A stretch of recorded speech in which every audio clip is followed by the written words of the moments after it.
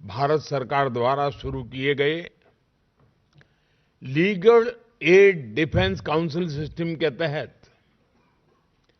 केवल 3 साल में लगभग 8 लाख क्रिमिनल केसेस का निपटारा किया गया है। सरकार के इन प्रयासों ने देश के गरीब, दलित, पीड़ित, शोषित, वंचित को ईज ऑफ जस्टिस सुनिश्चित किया है। साथियों, पिछले 11 वर्षों में हमारा ध्यान लगातार ईज ऑफ डूइंग बिजनेस और ईज ऑफ लिविंग पर मजबूती के साथ हम कुछ न कुछ कदम उठा रहे हैं। बिजनेस के लिए 40,000 से अधिक अननेसेसरी कंप्लायंसेस को हटाया गया है। जन विश्वास एक्ट के माध्यम से 3,400 से ज्यादा कानूनी धाराओं को डीक्रिमिनलाइज किया गया है। 1500 से अधिक अप्रासंगिक और पुराने कानून रद्द किए गए हैं। दशकों से चले आ रहे पुराने कानूनों को अब भारतीय न्याय संहिता से बदला गया है। और साथियों, जैसा मैंने पहले भी कहा है, ईज ऑफ डूइंग बिजनेस और ईज ऑफ लिविंग तभी संभव है जब ईज ऑफ जस्टिस भी सुनिश्चित हो। पिछले कुछ वर्षों में ईज ऑफ जस्टिस को बढ़ाने के लिए भी कई कदम उठाए गए हैं और आगे हम इस दिशा में और तेजी से जाएंगे। साथियों, इस साल नालसा यानी नेशनल लीगल सर्विस अथॉरिटी के 30 वर्ष पूरे हो रहे हैं। इन 3 दशकों में नालसा ने न्यायपालिका को देश के गरीब नागरिकों तक जोड़ने का बहुत महत्वपूर्ण प्रयास किया है। जो लोग लीगल सर्विसेज अथॉरिटीज के पास पहुंचते हैं, अक्सर उनके पास न रिसोर्सेज होते हैं, न रिप्रेजेंटेशन होता है और कभी तो उम्मीद भी नहीं होती।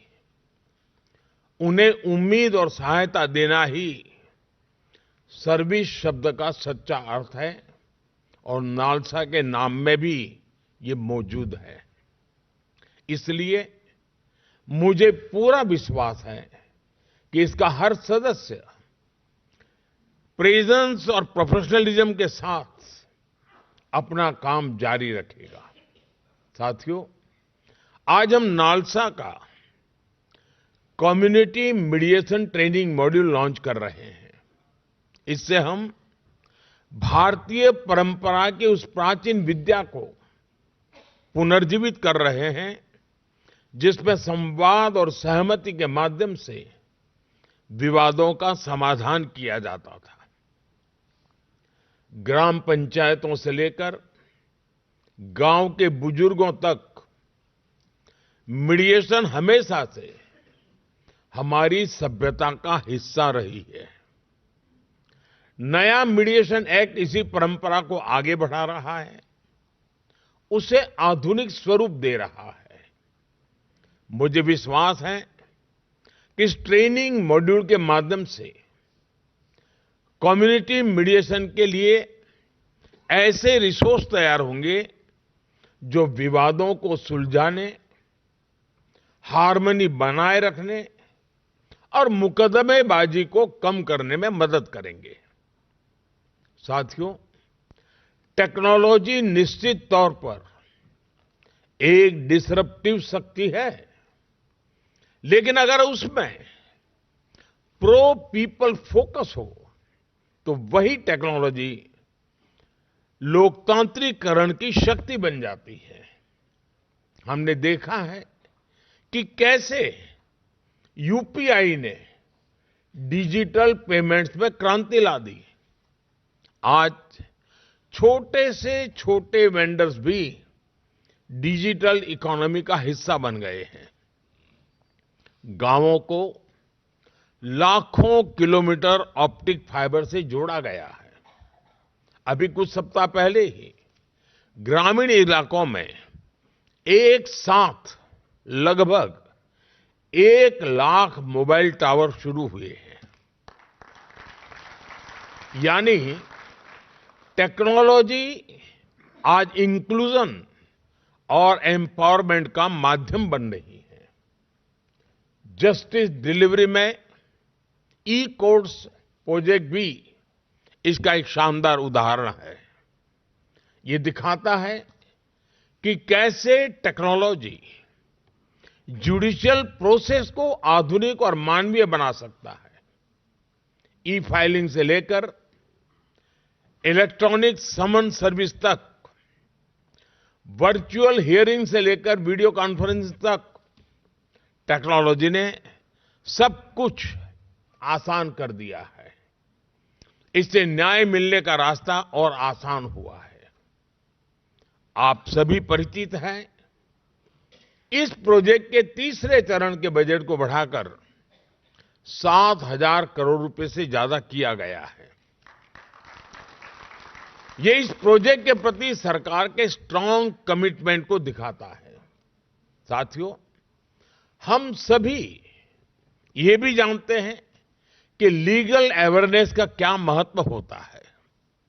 एक गरीब व्यक्ति तब तक न्याय नहीं पा सकता जब तक उसे अपने अधिकारों का ज्ञान न हो,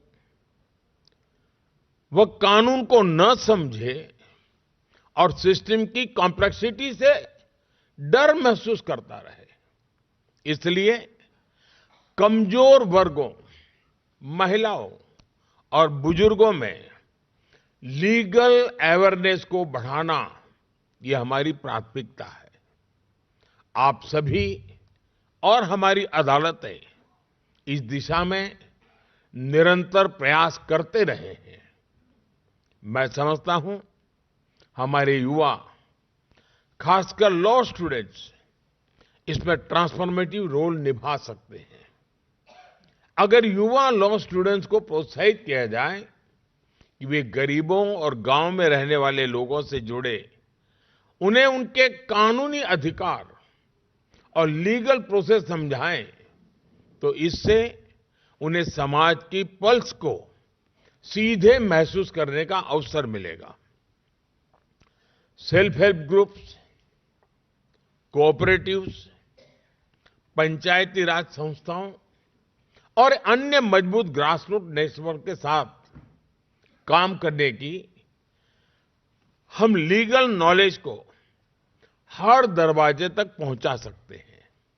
साथियों, लीगल एड से जुड़ा एक और पहलू है जिसकी मैं अक्सर चर्चा करता हूं। न्याय की भाषा वही हो जो न्याय पाने वाले को समझ आए। इसका ध्यान जब कानून को ड्राफ्ट किया जाता है तब रखना बहुत जरूरी है। जब लोग कानून को अपनी भाषा में समझते हैं तो इससे बेटर कंप्लायंस होता है और मुकदमेबाजी कम होती है। इसके साथ ही यह भी आवश्यक है कि जजमेंट्स और लीगल डॉक्यूमेंट्स को स्थानीय भाषा में उपलब्ध कराया जाए।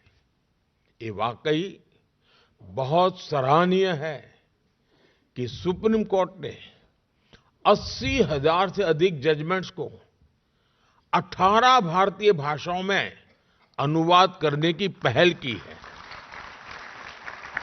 मुझे पूरा विश्वास है यह प्रयास आगे हाई कोर्ट्स और जिला स्तर पर भी जारी रहेगा।